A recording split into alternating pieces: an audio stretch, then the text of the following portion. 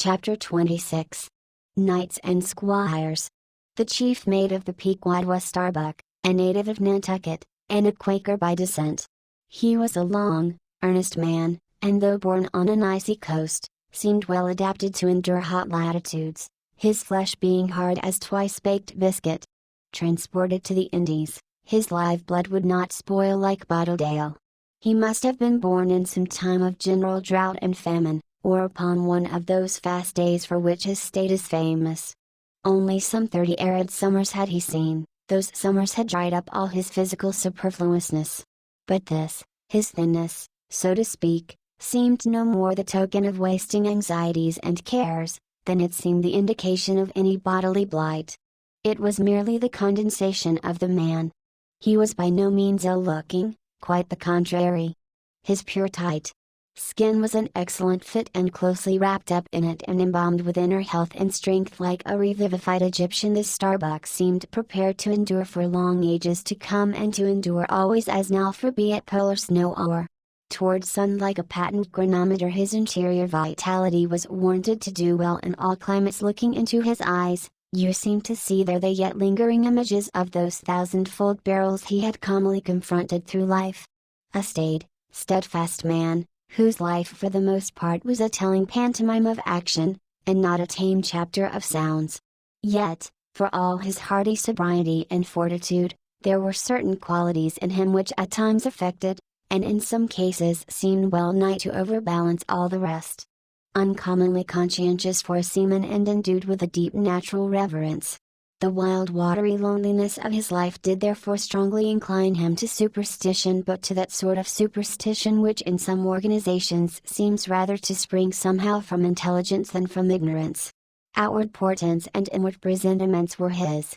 And if at times these things bent the welded iron of his soul much more, did his far-away domestic memories of his young Cape wife and child tend to bend him still more from the original ruggedness of his nature and open him still further to those latent influences which in some honest-hearted men restrain the gush of daredevil daring so often evinced by others in the more perilous vicissitudes of the fishery. "I will have no man in my boat," said Starbuck, "who is not afraid of a whale." By this, he seemed to mean, not only that the most reliable and useful courage was that which arises from the fair estimation of the encountered peril, but that an utterly fearless man is a far more dangerous comrade than a coward.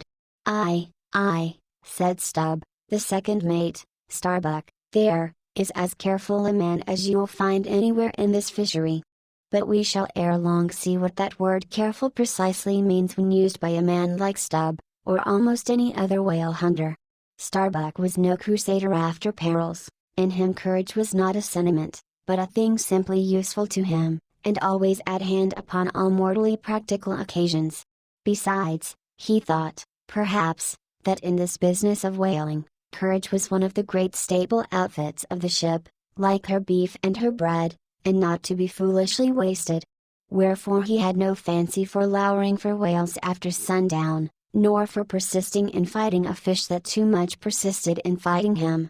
"For," thought Starbuck, "I am here in this critical ocean to kill whales for my living, and not to be killed by them for theirs," and that hundreds of men had been so killed Starbuck well knew. What doom was his own father's? Where, in the bottomless deeps, could he find the torn limbs of his brother? With memories like these in him, and, moreover, given to a certain superstitiousness, as has been said, the courage of this Starbuck, which could, nevertheless, still flourish, must indeed have been extreme.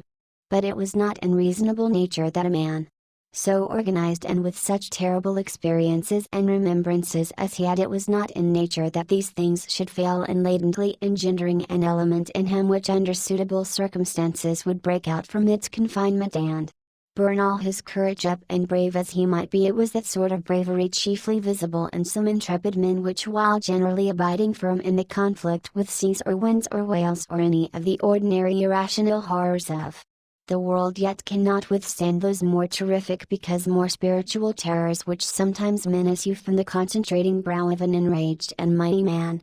But were the coming narrative to reveal in any instance the complete abasement of poor Starbuck's fortitude, scarce might I have the heart to write it, for it is a thing most sorrowful, nay shocking, to expose the fall of valor in the soul. Men may seem detestable as joint stock companies and nations, knaves, fools, and murderers. There may be men may have mean and meager faces, but man in the ideal is so noble and so sparkling, such a grand and glowing creature, that over any ignominious blemish in him all his fellows should run to throw their costliest robes. That immaculate manliness we feel within ourselves, so far within us, that it remains intact though all the outer character seem gone, bleeds with keenest anguish at the undraped spectacle of a valor-ruined man. Nor can piety itself, at such a shameful sight, completely stifle her upbraidings against the permitting stars. But this august dignity I treat of, is not the dignity of kings and robes, but that abounding dignity which has no robed investiture. Thou shalt see it shining in the arm that wields a pick or drives a spike, that democratic dignity which, on all hands, radiates without end from God Himself, the great God absolute, the center and circumference of all democracy, His omnipresence, our divine equality. If then to meanest mariners and renegades and castaways I shall hereafter ascribe high qualities, though dark weave round them tragic graces, if even the most mournful, perchance the most abased among them all shall at times lift himself to the exalted mounts, if I shall touch that workman's arm with some ethereal light, if I shall spread a rainbow over his disastrous set of sun, then against all mortal critics bear me out in it, thou just Spirit of equality, which hast spread one royal mantle of humanity over all my kind. Bear me out in it, thou great democratic God, who didst not refuse to the sword convict Bunyan the pale poetic pearl, thou who didst clothe with doubly hammered leaves of finest gold the stumped and paupered arm of old Cervantes, thou who didst pick up Andrew Jackson from the pebbles, who didst hurl him upon a war horse, who didst thunder him higher than a throne. Thou who, in all thy mighty, earthly marchings, ever callest thy selectest champions from the kingly commons, bear me out in it, O God,